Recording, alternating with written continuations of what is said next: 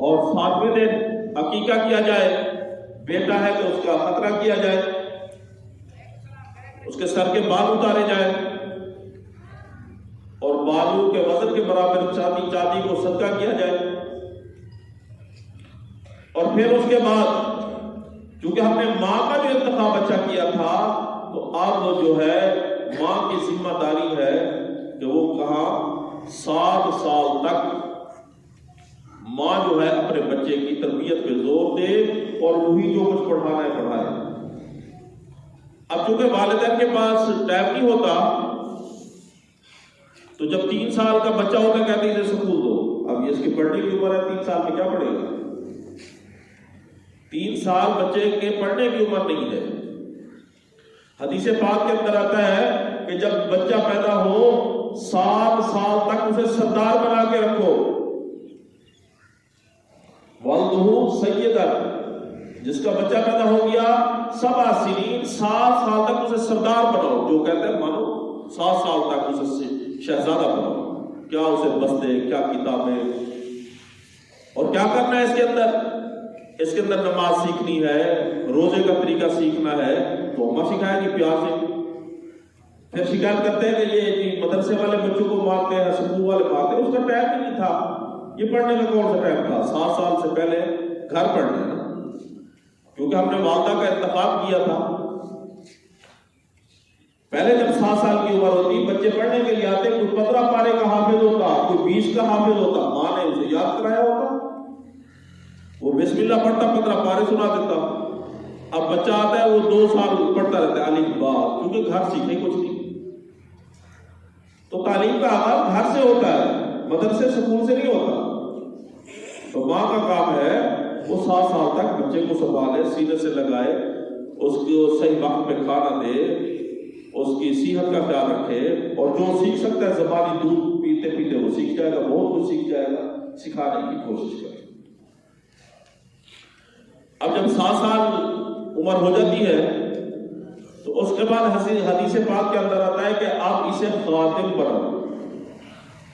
فَوَالْدُهُ عَبْدًا، اب اسے خاتم بنانا ہے، اب شہزادہ ختم۔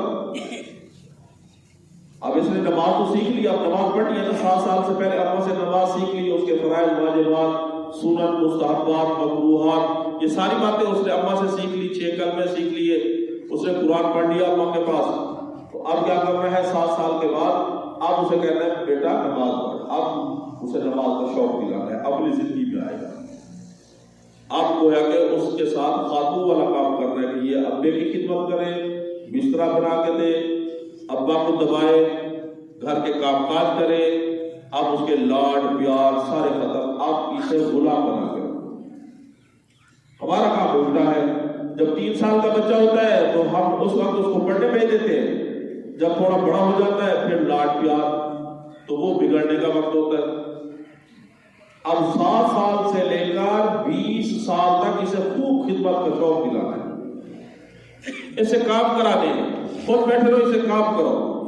اور جو 7 سال سے 20 سال تک بچے کو فارغ نہیں ہونے دیتا، اسے محنتی بناتا ہے، خوب کام لیتا ہے۔ اگر پڑھنے کے لیے جاتا ہے، جو واپس آتا ہے اس کے لیے کام بچا کے رکھتا ہے۔ اگر وہ کاشتکار ہے تو یہ کھیتوں کو پانی بھی تو نے ساتھ لگوانا ہے، اور تو نے چارہ بھی کاٹنا ہے، یہ کام بھی کرنا ہے۔ جو 7 سے 20 سال تک خوب محنت کراتے ہیں بچوں سے، وہ بچے کبھی نہیں بگڑتے۔ تو یہ والدین خود بگاڑتے ہیں۔ فَأَبَوَاهُ أَن يُهَوِّدَانِهِ أَوْ يُنَصِّرَانِهِ أَوْ يُمَجِّسَانِهِ، چاہے بچہ پڑھتا ہے، جب گھر آئے اس کے لیے کام بچے ہوئے ہوں کہ یہ کام تو نے کرنا ہے، اس کی عادت بنے، محنتی بنے، اس کے اندر سستی نہ ہو، کاہلی نہ ہو، تو وہ محنتی تبھی بنے گا کہ اس سے کام لے گے۔ تو یہ بگاڑنے کا یہی وقت ہوتا ہے 7 سال سے لے کر 20 سال تک۔ آج اللہ تعالیٰ معاف کرے کہ ہم اسی عرصے کے اندر پیار زیادہ دیتے ہیں، وہ بگڑ جاتا ہے، پھر کہتے ہیں بچہ کہنا نہیں مانتا۔ اس کے اندر تو خوب خاتم بنانا تھا۔ بچیاں ہیں گھر کے اندر، اسی کے اندر کام کاج سکھایا جائے، سبزی بنائیں، کھانا بنائیں، خوب ان کو کام کرایا جائے۔ اور جو بچی 7 سال سے 20 سال تک اپنی اماں کے ساتھ کام کرتی ہے، اس کا گھر آباد ہے، وہ کبھی ضائع نہیں ہوگی۔ یہ 7 سال سے 20 سال تک ہم لاڈ پیار کے اندر بچوں کو رکھتے ہیں، پھر وہ جا کر آگے تباہی مچاتی ہے۔ جو بچی اور بچہ 7 سال سے 20 سال تک مصروف رہتا ہے، کام کرتا ہے، محنت کرتا ہے، بچہ کبھی نہیں بگڑے گا۔ کسی کے اندر وہ حرام خور بن جاتا ہے، برے ماحول میں جاتا ہے، بگڑ جاتا ہے، پھر ساری دنیا مل جائے، پھر اس کا سدھار مشکل ہے۔ یہ بننے اور بگڑنے کا زمانہ یہی ہوتا ہے۔ 7 سال تک کچھ نہیں ہوتا، پیار کرو، سردار بنو بچے، اس کی صحت بنے۔ 7 سال کے بعد پھر گرفت ذرا مضبوط کرو، اور اسی 7 سال کے عرصے میں اب دوسرا انتخاب ہوتا ہے درسگاہ کا، کہ بچے کو بھیجنا کہاں ہے۔ یہ معمولی کام تھوڑا ہے کہ ایسے جہاں مرضی بھیج دو، اس کو کس ماحول کے اندر تعلیم کے لیے آپ نے بھیجنا ہے۔ مدرسے کا انتخاب، مدرس کا انتخاب، جتنا اچھا انتخاب ہوگا اسی طرح ثمرہ ہوگا کہ وہاں جا کر استاد اس کی کیا تربیت کرتا ہے۔ ہماری بچی جا رہی ہے کہیں، ایسا تو نہیں جو ٹیچر ہے اور ہماری بیٹی مل کے یہ گانا بجانا اور یہ محفل بھی لگاتے ہیں۔ ہمارا بیٹا کس ماحول میں جا رہا ہے، کیا کریں گے، اس کا ٹیچر کیسا ہے، مدرس کیسا ہے، تو اس کا انتخاب بے حد ضروری ہے۔ تو جب اچھا مدرس مل جائے، اچھا استاد مل جائے، تو اس کے بعد پھر اس کو کیا کرنا ہے، اس کو دیکھنا ہے کہ اس کا معاشرہ کیسے ہے۔ اگر وہ مدرسے کا ہم نے انتخاب کر لیا، یہ بھی کوئی کمال کی بات نہیں۔ مدرسے کے بعد اب بننے سنورنے کا تعلق ماحول کے ساتھ، معاشرے کے ساتھ بھی ہے۔ اب ایک بچہ ہمارے پاس پڑھتا ہے، وہ یہاں تکبیر اولیٰ کے ساتھ نماز پڑھتا ہے، کسی کو گالی بھی نہیں دیتا، ادب بھی کرتا ہے اساتذہ کا۔ ایک دن گھر جاتا ہے، وہ بگڑ کے آ جاتا ہے۔ اگر سوال کرنے والے سوال کر سکتے ہیں کہ 6 دن آپ کے پاس ہے، ایک دن کا اثر زیادہ کیوں؟ ایک دن کا اثر زیادہ کیوں؟ ہاں، ایک دن کا جو بری صحبت کا اثر ہوتا ہے، اس کا جلدی اثر ہوتا ہے۔ وہ کیسے کہ آپ ایک ڈرم پانی کا لے لو، تھوڑی سی سکرین ڈالو، سارا پانی میٹھا۔ سکرین کا پانی کا وزن برابر نہیں ہوگا، دونوں میں فرق ہے۔ پورا ڈرم بھرو، سکرین تھوڑی سی ملا دو، سارا پانی کا ذائقہ بدل گیا۔ جام شیری کے چند ڈھکن ملا لو، اس کا ذائقہ بدل گیا۔ تو گھر کے اندر بھی وہی ماحول دینا ہے کہ بچہ پڑھ کے آیا ہے، کیا پڑھ کے آیا ہے، کیا کر رہا ہے۔ اور اللہ تعالیٰ نے اسی صحبت کی طرف اشارہ فرمایا۔ ہم نماز کے اندر پڑھتے ہیں اہدنا الصراط المستقیم، یا اللہ ہمیں سیدھے راستے پہ چلا، صراط مستقیم پہ چلا، اس راستے پہ چلا جو سیدھا جنت کی طرف جانے والا ہے۔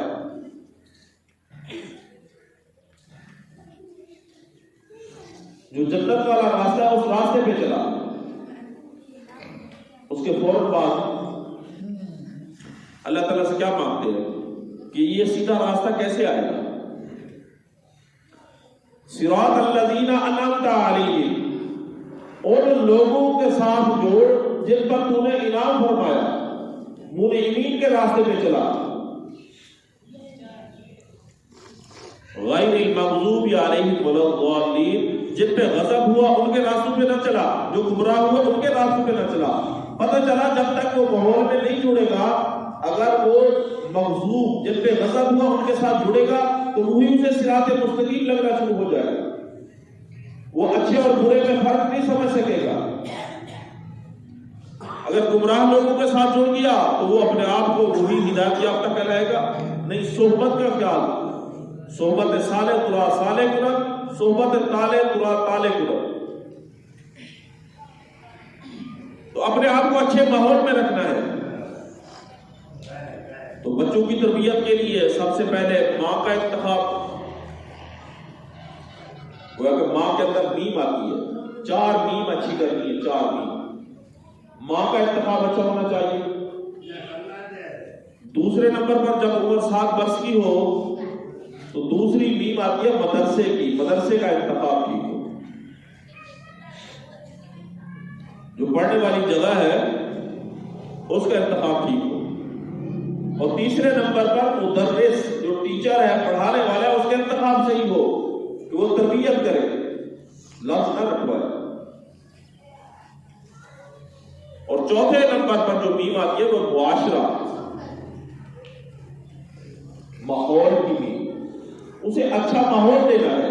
جب یہ 4 میموں کا انتخاب ہوگا تو پھر جا کے بچے کے اندر تربیت ہوگی۔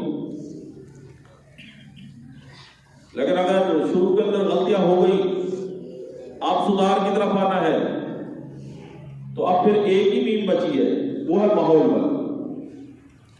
ماں والا تو انتخاب ہو گیا، اب یہ تو کوئی نہیں کہتا اسے چھوڑو، اتنی ضرورت نہیں کہ دوسری شادی کر لی جائے، وہ پاکستان میں نہیں ضرورت، وہ تو ایک غلطی ہو گئی۔ بچے کی تربیت کرنی تھی، گھر میں وہ بھی نہ ہو سکی، درسگاہ کا انتخاب بھی نہ ہو سکا صحیح، مدرس کا انتخاب بھی صحیح نہ ہو سکا، تو اب ایک میم بچ گیا ماحول والی۔ اب اسے اچھے ماحول میں رکھا جائے تو جس ماحول کے اندر رہے گا اس کے اندر سدھار آ جائے گا۔ ساری زندگی بندہ گزارتا رہتا ہے، ساری زندگی، اس کے بعد پھر کیا کرتا ہے؟ اللہ تعالیٰ توفیق دیتا ہے، کسی کی عمر 40 برس ہو گئی، 50 برس ہو گئی، وہ 4 مہینے اللہ کے راستے میں لگا دیتا ہے تبلیغی جماعت کے ساتھ، ایک اچھے ماحول میں اٹھنا بیٹھنا، تہجد کا پڑھنا، نمازوں کا پڑھنا، اچھے لوگوں کے ساتھ جڑا رہتا ہے، تو اس کی یہ دنیا بدل جاتی ہے، وہ دنیا اور آخرت کی کامیابیوں کو سمیٹنے والا بن جاتا ہے۔ وجہ کیا ہے؟ ابھی ایک میم کا اسے مزہ چکا ہے۔ بہتر تو تھا کہ 4 میمیں ٹھیک کرتے، ایک میم اس کی ہم نے ٹھیک کی تو ماحول کے اندر سدھار آتا ہے۔ اور جب اچھے ماحول کے اندر بندہ رہتا ہے، پھر اس کے اندر مزید سدھار کی ضرورت ہے، وہ یہ ہے کہ اس ماحول سے جب نکل کے آئے، پھر جو اگر گھر کا ماحول الٹا ہے تو اس کو جب تک صحیح نہیں کرے گا تو استقامت نہیں ہوگی۔ جو مقام پہ کام کرنا ہے یہ زیادہ مشکل ہوتا ہے۔ اب ایک بچہ مدرسے میں نماز پڑھتا ہے، تہجد پڑھتا ہے، گھر کے اندر آ کر بچہ بھی محنت نہیں کرتا، والدین فکر نہیں کرتے، کبھی گھر کے اندر سدھار نہیں آ سکتا۔ وہ بچہ محنت کرے یا اس کے والدین محنت کرے، گھر کے اندر وہ سدھار آئے، گھر کا ماحول بدلے۔ جب گھر کا ماحول بدلے گا تو پھر انقلاب آئے گا۔ اسی طرح اگر شوق چڑھ گیا، 4 مہینے لگا لیے، جب واپس آیا تو جو گھر کا ماحول پہلے تھا تو یہ اس ماحول کے اندر پھر ڈھک گیا، پھر وہ پچھلے 4 بار ٹوٹ گئے، پھر نئے سرے سے کر گئے۔ تو گھر کے ماحول کو ہم نے بہتر کرنا ہے۔ باقی جو 4 مہینے لگانے ہیں، یہ ماحول سیکھنے کا ایک موقع ہے، محنت ہم نے خود کرنی ہے۔ اب جو گھر پہ محنت ہے، اس کو مفتی تقی عثمانی صاحب فرماتے ہیں کہ یہ گھر پہ جو محنت کرنی ہے یہ فرض عین ہے۔ جو کام سیکھ کے آیا ہے، جو طریقے آقا صلی اللہ علیہ وسلم نے ہمیں سکھائے، مبارک طریقے سیکھ کے آیا ہے، اب جب تک ان طریقوں پہ عمل نہیں کرے گا، اس کا عمل ٹھیک نہیں ہوگا، ان طریقوں کے مطابق کامیابی نہیں ہوگی۔ آقا صلی اللہ علیہ وسلم کے مبارک طریقوں کو پڑھنے کا نام کامیابی نہیں ہے، آقا صلی اللہ علیہ وسلم کے مبارک طریقے پڑھ کر پھر ان پہ عمل کرنے کا نام یہ کامیابی ہے۔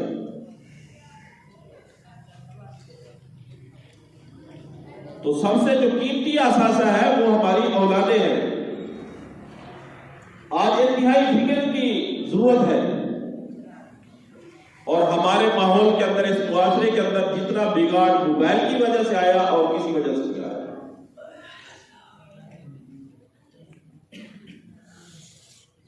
جہاں پر موبائل ایجاد ہوا مغرب کے اندر، وہاں جب تک بچے کی عمر 20 سال نہیں ہوتی اس کو الاؤ نہیں، وہ موبائل نہیں رکھ سکتا بچہ۔ اگر کوئی 20 سال سے پہلے وہاں بچہ رکھے گا اس کے ابا کو فائن ہوگا، اسے $50,000 فائن ہوگا کہ اس کے بچے کے پاس موبائل ہے۔ انہوں نے ہمارے اس ماحول کو بگاڑنے کے لیے ہمیں موبائل دیا، ہم نے اتنا پیار کیا موبائل کے ساتھ، اتنا کیا کہ 3 سال کا بچہ جب رونے لگے ہم موبائل دیتے ہیں، یہ اس پہ گیم لگا کے دیتے بچے کو، بچہ چپ ہو جاتا ہے۔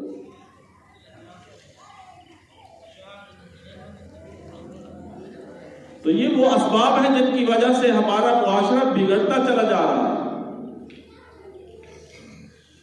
پہلے جب معاشرے کے اندر بگاڑ آتا تھا، وقت کے پیغمبر اس دنیا میں تشریف لاتے، اس بگاڑ کو ختم کرتے، وہ طریقے جو غائب ہو چکے ہوتے جن سے اللہ تعالیٰ ناراض ہوتے ہیں انہیں ختم فرماتے، وہ مبارک طریقے سکھاتے جن سے اللہ تعالیٰ راضی ہوتے ہیں۔ میری آپ کی خوش بختی تو ہم آقا صلی اللہ علیہ وسلم کی امت میں سے ہے، خاتم النبیین حضرت محمد مصطفیٰ صلی اللہ علیہ وسلم کی امت میں سے ہے۔ جیسے آقا صلی اللہ علیہ وسلم آخری پیغمبر ہے تو یہ جو امت ہے ہماری یہ آخری امت ہے، اس کے بعد نہ نیا نبی آئے گا اور نہ ہی کوئی اور امت آئے گی۔ اب جو معاشرے کے اندر سدھار کی ذمہ داری وقت کے پیغمبر پر ہوتی تھی، یہ اس امت کے لیے اعزاز ہے کہ وہ نبیوں والا کام اللہ تعالیٰ نے اس امت کے سپرد کیا،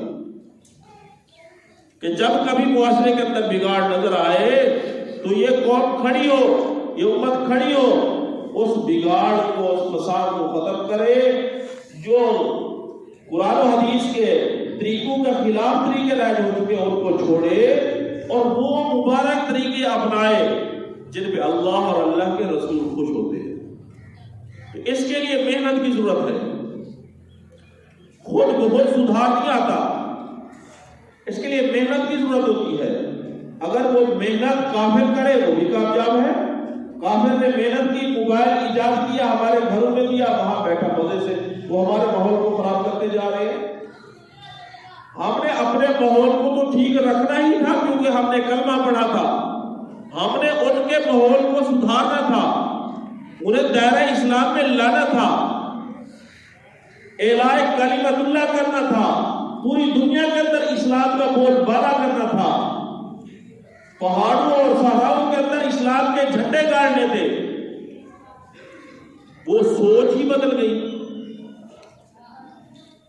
ہم کہتے ہیں کہ اس برے صغیر کے اندر محمد بن قاسم آیا، اس کے آنے کی برکت سے یہ برے صغیر فتح ہوا اور اسلام کا جھنڈا لہرانے لگا۔ کبھی یہ نہیں سوچا کہ وہ آیا کیسے۔ محمد بن قاسم خود لکھتے ہیں کہ میں ابھی بچہ تھا، میری اماں کہتی تھی کہ ہمت کرو، یہ کام کیا کرو، یہ نہ کیا کرو، مجھے ڈانٹتی تھی، تو نے تو پوری دنیا کی سرداری کرنی ہے، اسلام کو پوری دنیا کے اندر پہنچانا ہے، تو اپنا منصب سنبھال۔ ابھی یہ شرارتیں کرتا ہے، بچہ تھا تو اماں یہ شوق دلاتی تھی۔ اکیلا محمد بن قاسم نکلا، برے صغیر کو فتح کر کے اسلام کے جھنڈے گاڑ دیے۔ ہم اپنے بچوں کی کس طرح تربیت کر رہے ہیں، ان کے اندر کیا شوق اور کیا جذبات پیدا کر رہے ہیں۔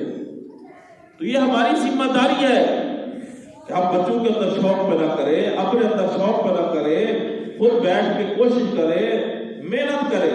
اللہ تعالیٰ کسی کی محنت ضائع نہیں فرماتے۔ تو مسلمان کی شان ہے کہ وہ محنت کرے اور اللہ تعالیٰ سے دعا مانگے، محنت بھی کرے اور اللہ تعالیٰ سے دعا مانگے اپنے لیے، اپنے بچوں کے لیے، اسلام کے لیے۔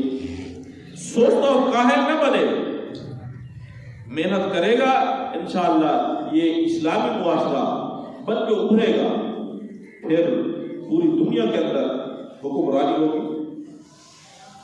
اگر تاریخ کا مطالعہ کیا جائے، سن 700 ہجری کے اندر تتاریہ آئے، تتاریوں نے آ کر عراق پہ حملہ کیا اور مسلمانوں کو بڑا مارا۔ انہوں نے نہ دیکھا کہ کوئی مولوی ہے، غیر مولوی ہے، اٹھایا، گرائے، دجلہ کے اندر ذبح کر کے ڈالا۔ تاریخ پڑھے تو انہوں نے بعض دفعہ کھوپڑیوں کے مینار بنائے، مسلمانوں کی کھوپڑیاں اتار کر مینار بنائے، مینار پاکستان جیسے بنا ہوا ہے، ایسے مینار بنا کے اوپر چڑھے، اتنی تذلیل کی۔ اور جو ذبح کر کے دریائے دجلہ کے اندر ڈالے، 6 ماہ تک اس کا پانی سرخ بہتا رہا۔ اور مسلمان عورتوں کے ساتھ انہوں نے پھر زیادتیاں کی، انہیں اپنی ہوس کا نشانہ بنایا۔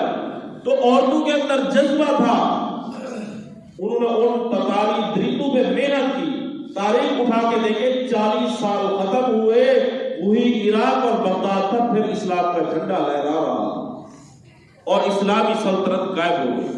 ان بچیوں نے کمزور ہونے کے باوجود اپنا حوصلہ پست نہیں کیا، بلکہ حوصلے کے ساتھ، ہمت کے ساتھ ان درندوں پہ بھی محنت کی۔ اللہ نے انہیں بچے دیے، ان کی تربیت کی، وہ بچے جوان ہو گئے 40 سال بعد، اور کچھ وہ اسلام میں داخل ہو گئے درندے، ایک دفعہ صرف 40 سال کے عرصے میں پھر اسلام کا بول بالا۔ ہم نے کبھی اپنی تاریخ کا مطالعہ نہیں کیا۔ اسلام پوری دنیا پہ غالب ہونے کے لیے آیا تھا، آج ہم غلامی کی زندگی بسر کر رہے ہیں، وجہ یہ ہے ہم نے محنت چھوڑ دی۔ اللہ تعالیٰ مجھے آپ کو دین اسلام کی سرفرازی کے لیے، سر بلندی کے لیے محنت کرنے کی توفیق عطا فرمائے۔ بہاولپور کی مقامی جماعت آئی ہوئی ہے یہاں، تو 3 دن ادھر ٹھہرے گی، آپ وقت دیں، ان کے ساتھ بیٹھیں، گشت کرائیں، جمعہ کے بعد تعلیم ہوگی، تعلیم میں بیٹھیں اور جڑیں، تاکہ